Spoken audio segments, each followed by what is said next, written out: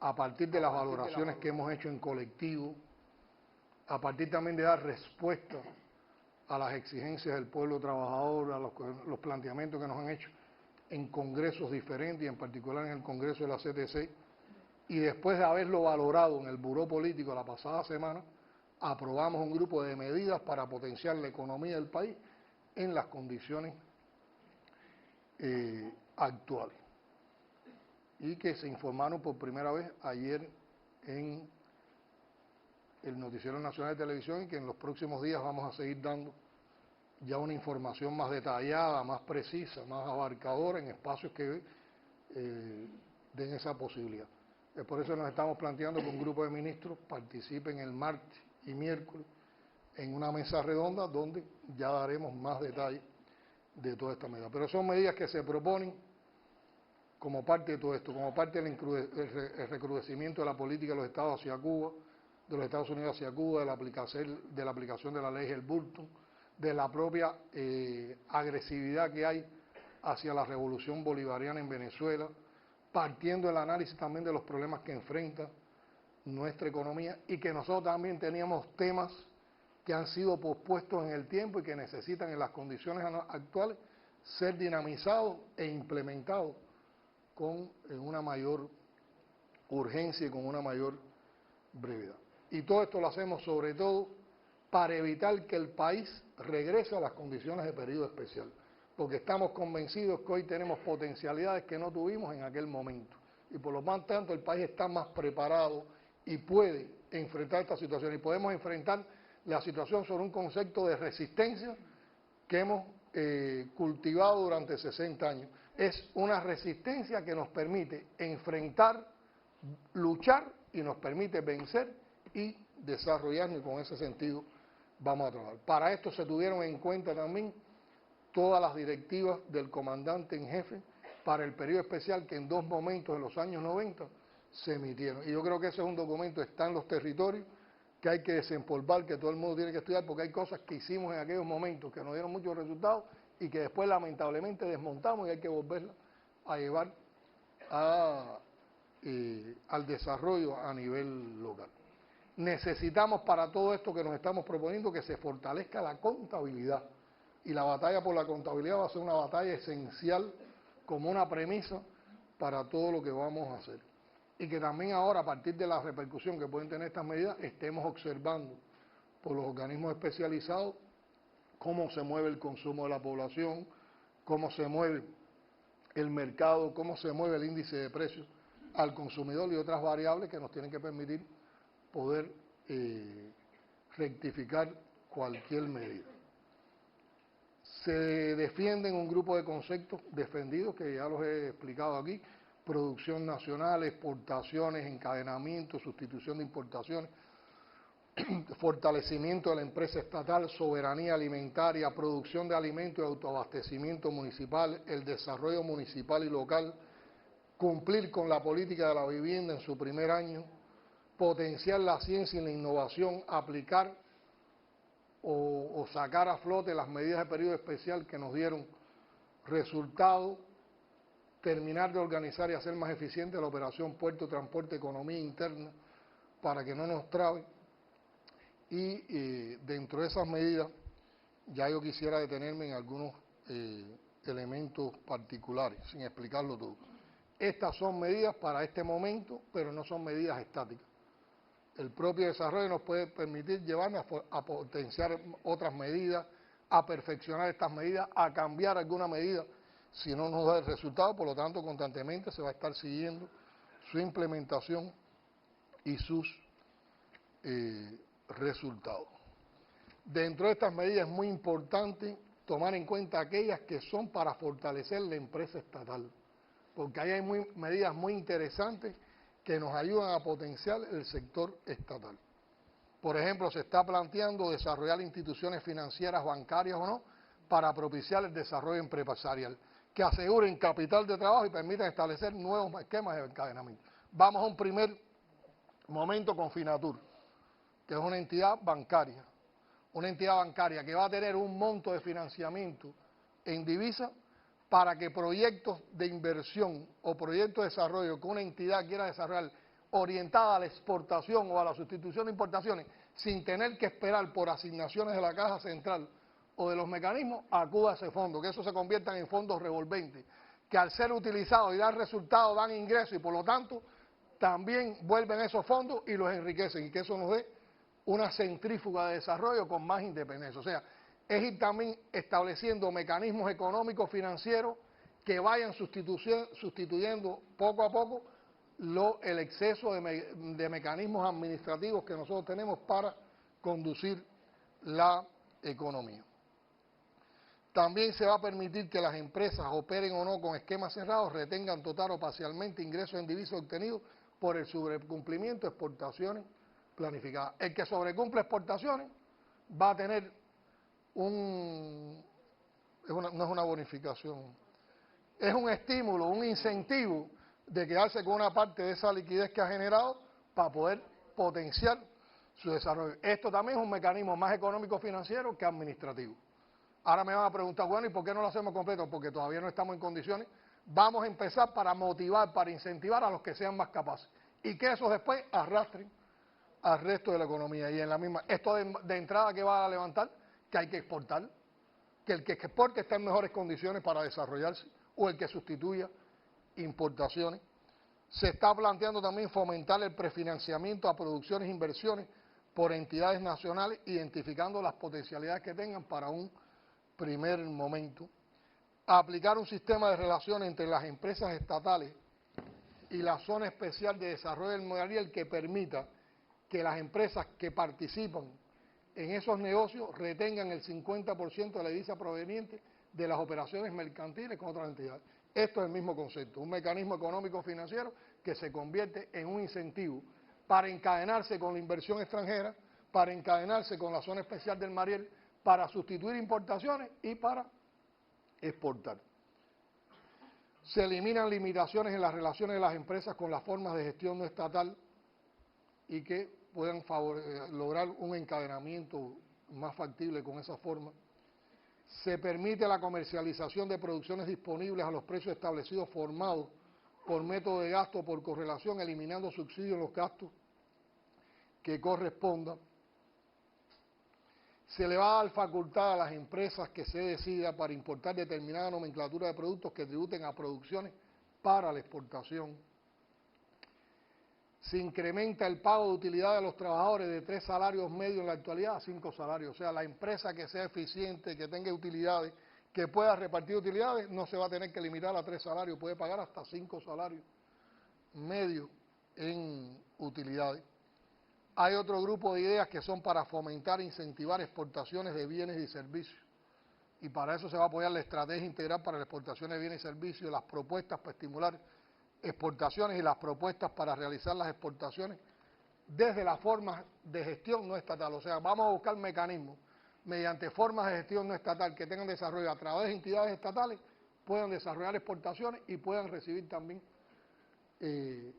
una liquidez por parte de esas exportaciones. Bueno, hay todo un grupo de medidas que tienen que ver con el autoabastecimiento municipal, con las producciones agropecuarias, con la circulación mercantil minorista. Hay todo un ordenamiento del comercio interior para también relacionarlo y buscar que una fuga de divisas que hoy tenemos para importaciones que se realizan en el exterior se puedan satisfacer en el mercado interno del país, que esa divisa entonces recircule por los procesos del país. O sea que lo primero que ustedes van a apreciar y en lo primero que se tienen que detener para estudiar es que hay un paquete de medidas y ahora nosotros, aquí están enunciadas las medidas, ahora poco a poco vamos a ir explicando cada una de esas medidas, el alcance que han tenido las medidas y las propuestas que vamos a ir haciendo para que esas medidas se implementen.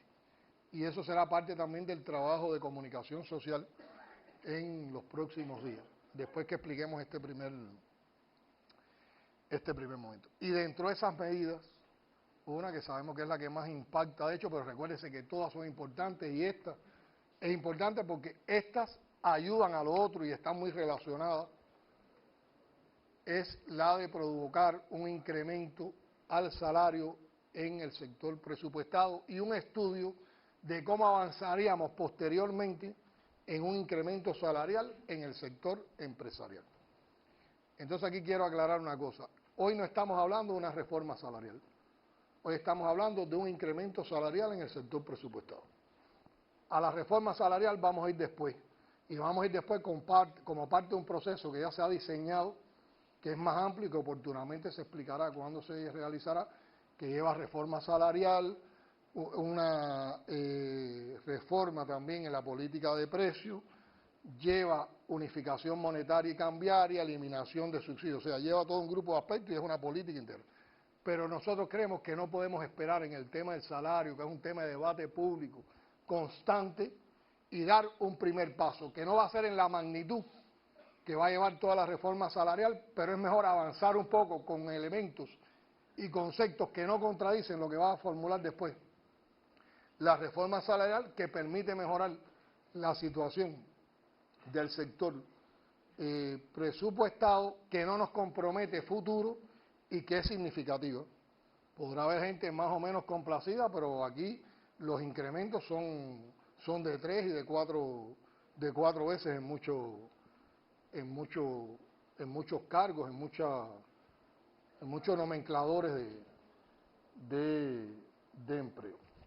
Y eso lo hacemos porque este es un tema recurrente en cualquier diálogo, conversación, evento, análisis, algo que estaba pospuesto, que el país no había tenido condiciones para hacerlo, es algo de lo que el pueblo esperaba una respuesta,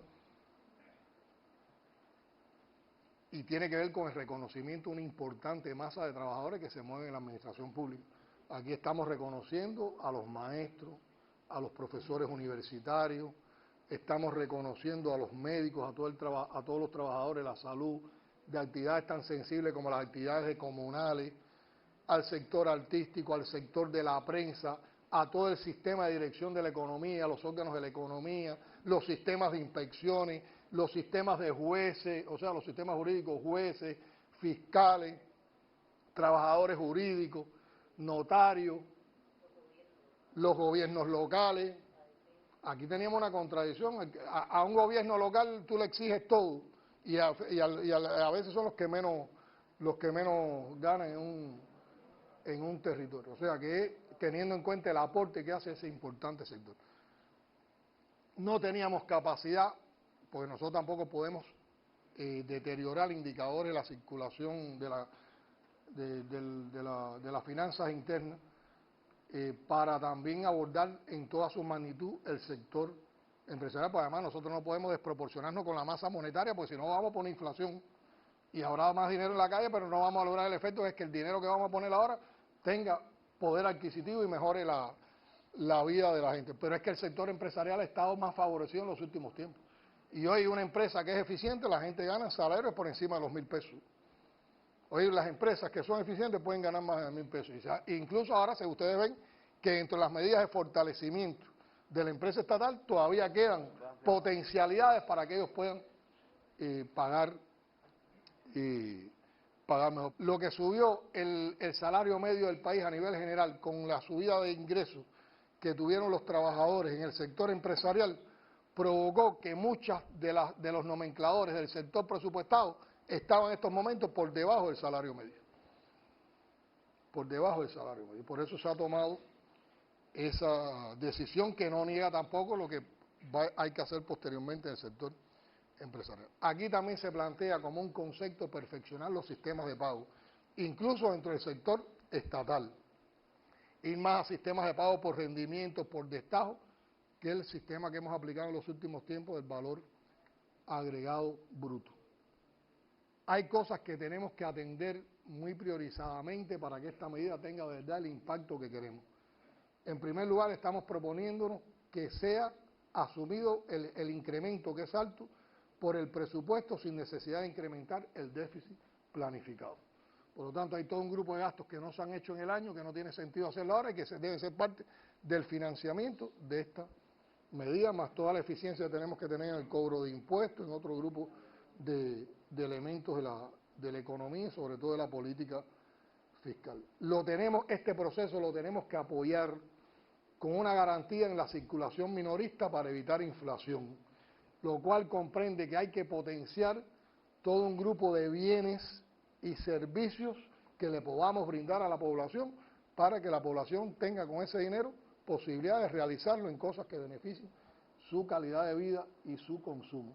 Por lo tanto, por eso es tan importante estas condiciones, potenciar la agricultura, potenciar la industria alimentaria, potenciar servicios turísticos que se le pueden dar como oferta a la población, potenciar servicios asociados a la informatización de la sociedad que puede brindar el Ministerio de Comunicaciones y su grupo empresarial, y todo lo que podamos organizar desde nivel local hasta nivel central en ofertas para la gente. Velando porque las plantillas no se inflen. Aquí primero es beneficiar a los que han permanecido en medio de estas condiciones, leales, aportando, yéndose por encima de esas necesidades. Segundo, lugares donde tenemos una plantilla aprobada no cubierta que está deteriorada, se van a incorporar gente estimulada por esto. Pero tenemos que lograr que los que se incorporen no es para vivir de esta medida, sean gente que van a aportar y nosotros le vamos a pagar por ese aporte que se va a asumir con responsabilidad. Por lo tanto, es mejor a veces, con menos gente, pagar mejor y cumplir con calidad el trabajo, que tener mucha gente, tener una plantilla inflada y que echemos el dinero por la orden. Entonces, en eso tenemos que ser responsables a nivel de todas las instituciones, de todas las entidades que van a estar involucradas. Tenemos además que controlar, y eso es parte de las indicaciones que dará el Ministerio de Finanzas y Precios, no puede haber, como esta medida solo, sin variar más ninguna otra cosa, vamos a incrementar el salario, no puede haber incrementos de precios en el sector estatal, de precios ni de productos ni de servicios. Y no puede haber incrementos de precios en el sector no estatal, y vamos a discutir con el sector no estatal para que entienda. Esto no es ahora para enriquecernos a costa de esto. Esto es para que la gente tenga, en las condiciones actuales, más posibilidad adquisitiva, porque nosotros no hemos cambiado otros parámetros. Ya cuando hagamos una reforma salarial distinta, que lleguemos a todos con todo un grupo de normas, ya estas otras cosas se pueden equilibrar de otra manera. Pero hoy, y el pueblo es el que nos va a ayudar, donde haya un incremento de precios, que la gente denuncie, y vamos a discutir. Y vamos a discutir y vamos a defender esto, para que de verdad tenga el efecto que necesitamos en nuestra población. Con esta medida se establece un salario mínimo de 400 pesos y un salario máximo de 3.000 pesos. Por lo tanto, hay una diferencia de 7,5. O sea, una proporción de 7,5. Lo que nos permite hacer un diapasón de escala que ordena la pirámide. Por lo tanto, la gente con más responsabilidad, la gente que aporta más, ganan más, y eso permite entonces también, digamos, escalonarlo mejor, estructurarlo mejor, y ya nos va dando una primera salida en mejorar la pirámide que, como ustedes saben, la teníamos invertida en los temas de los salarios. De todas maneras, yo quiero decirlo en público, pues también expresa el altruismo de nuestros cuadros.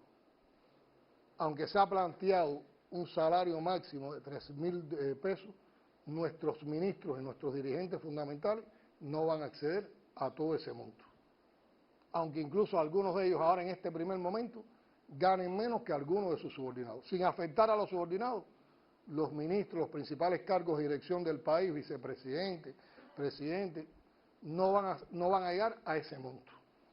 Porque como todavía no es una medida que involucra a toda la población, creemos que además es una convicción que tenemos, es algo también que nos razonó el general de ejército, yo creo que con mucha justicia, y forma también parte de la cultura política de nuestro pueblo, y que los dirigentes tienen que dar el ejemplo. Pero con eso no vamos a frenar entonces que se haga todo este incremento que es importante para el sector no presupuestado, para el sector presupuestado. Hay que decir que el salario medio se incrementa en 400 pesos, y vamos de un salario medio de 600 y tanto a un salario medio que va a 1.067 pesos.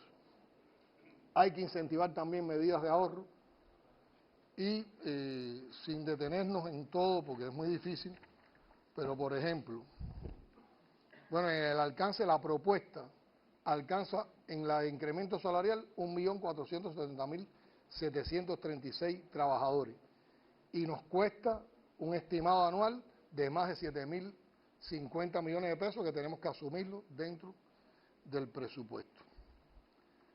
Pero también se trata el tema de las pensiones, y todas las pensiones inferiores a 500 pesos se incrementan. Por lo tanto, el de 2.42 pasa a 2.87, excepto la pensión mínima. El de 2.70 pasa a 3.15, y así todas las pensiones inferiores a 500 pesos se incrementan. Y esto abarca entonces a 1.281.523 personas con un costo estimado anual de más de 700 millones de pesos. O sea que entre todas estas medidas estamos beneficiando un universo de más de 2 millones y tantos de personas, que si al final son familias, ¿no?, que también, o sea, esto tiene un impacto indirecto en muchas más gente. Se reconoce todo un grupo de dificultades que hay hoy en el tema salarial, en el sistema empresarial, y se hace un grupo de propuestas para tenerlas previstas a partir del 2020. Planteamos aplicar este incremento salarial a partir de julio. Por lo tanto, el mes de agosto se paga, o sea, en agosto que se paga julio, ya se paga por este incremento. Por lo tanto, el mes de vacaciones la gente lo van a tener con este incremento. Se dispondrá la congelación de los precios mayoristas y minoristas para las entidades estatales, y para esto el Ministerio de Finanzas y Precios habrá que consultarle todos los nuevos productos, y en la forma de gestión estatal no se incrementarán los precios minoristas, y también se va a tener un control sobre esto. Y en orden de magnitudes, que sé que como no lo hemos explicado es por donde anda más la gente, yo no soy especialista en escalas ni mucho menos, pero para dar algunos datos y que la gente ya puedan ir ubicándose. Un profesor titular de una universidad va a ganar más de 1.700 pesos. Un profesor auxiliar más de 1.600, un profesor asistente más de 1.500 y un profesor instructor más de 1.400. Miren los aumentos. El instructor ganaba antes 555 pesos. Ahora va por encima de los 1.400. El titular ganaba 735 pesos. Ahora va por encima de los 1.740. Y esto es como profesores. Si un profesor de esto ocupa cargos de dirección, por ese cargo de dirección tiene escalas que son superiores. Ahora, un maestro de la enseñanza media, que hoy gana 555 pesos y que es graduado de educación superior, va a ganar más de 1.400 pesos.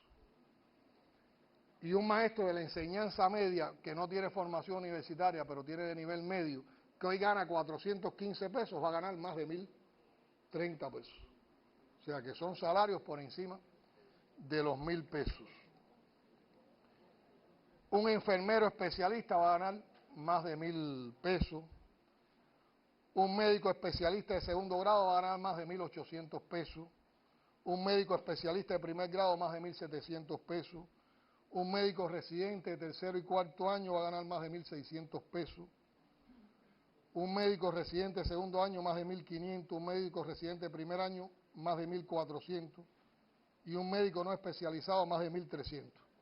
O sea, todos aumentan en más de 100, de 200 y de 300 pesos en sus escalas. Debe haber otros datos. En el sector de la prensa, que era un sector que cobraba muy poco, estaba por debajo del salario medio, ganaban 385 pesos. Un redactor de prensa a nivel superior, categoría 1, va a ganar más de 1.300 pesos. Uno de categoría 2, más de 1.200, y uno de categoría 1, 3, más de 1.100. Y se les mantienen los sistemas que tienen ustedes de pago por la complejidad del programa. Entonces, cuando vayamos a reforma salarial, todos esos pagos los vamos a incluir en la reforma salarial para que todos los pagos esos estén en el salario. Pero ahora se les mantiene. A ver, en los sistemas de inspección, los inspectores, que antes estaban en el monto de los 300 y tantos pesos, se montan en más de 1.600, más de 1.300. Inspectores estatales, el sistema de inspección estatal. El sistema de inspección estatal que estaba muy deteriorado con escala de 300 pesos. En la auditoría de la UCAI, de los sistemas que los auditores ganaban entre 300 y 400 pesos, hoy va a ganar más de 1.100, más de 1.200, sobre todo los auditores supervisores y los auditores principales. Y entonces está también el sistema de jueces. Por ejemplo, un juez del Tribunal Supremo va de 1.200 a más de 2.200. Un juez provincial va de más de 1.100 a más de 2.180. Y un juez municipal va de menos de 1.000 a 2.070. Los fiscales de 1.100 y tanto van a más de 2.100. Los fiscales provinciales de 1.000 se montan en 2.000. Los fiscales municipales de 875 en más de 1.900. Estoy hablando en términos redondos. Los auditores de la Contraloría, un auditor supervisor va de 1.000 a 2.000. Un auditor supervisor de la Contraloría va de 1.000 a 2.070. Los especialistas de los órganos de la Administración Central del Estado que ocupan importantes cargos técnicos que tienen que ver con la conducción de la economía, todos estaban en salarios menores de los 390 pesos, van a escalas en que van a más de 1.800 pesos por diferentes. O sea que yo creo que es un incremento justo dentro de lo que el país puede hacer hoy para también mantener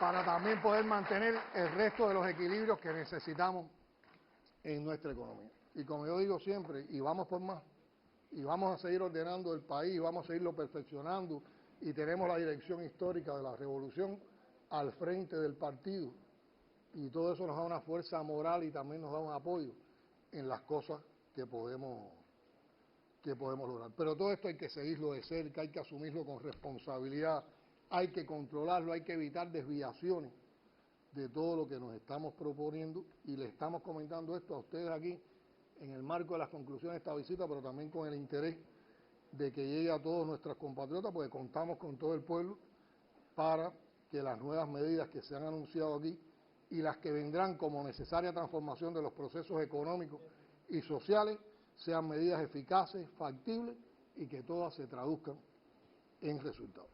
Y por supuesto esto hay que apoyarlo con un estilo de trabajo en la gestión del gobierno diferente, donde haya más pensamiento y análisis, donde tratemos de desechar todo lo que muestre inercia, indolencia, trabas, burocracia, falta de sensibilidad e inquietud revolucionaria, falta de control y atención a problemas sensibles de la población, demoras en respuesta y chapucería. Todo eso nosotros lo tenemos que desechar de nuestra manera de hacer, de nuestra manera de conducir, de nuestra manera de proyectar, siempre en vínculo con la base. Muchos de los elementos que se han tomado, o todos los elementos que se han tomado para estas decisiones y para las que habrá que seguir tomando, tienen que ver con cosas que hemos visto en la base, con las cosas que nos dicen la gente, con las cosas que proponen la gente, con los temas que hemos estudiado a partir también de las preocupaciones de nuestro pueblo. Y buscar con todo esto una administración pública y un desempeño empresarial que sea más eficiente. Y propiciando, como decía anteriormente, que vayamos sustituyendo métodos administrativos por mecanismos económicos financieros y lograr la institucionalidad de cada proceso. Para cada cosa que cambiemos tenemos que montar cómo lo vamos a atender institucionalmente. No podemos dejar las instituciones varadas en los mismos momentos de otro tiempo.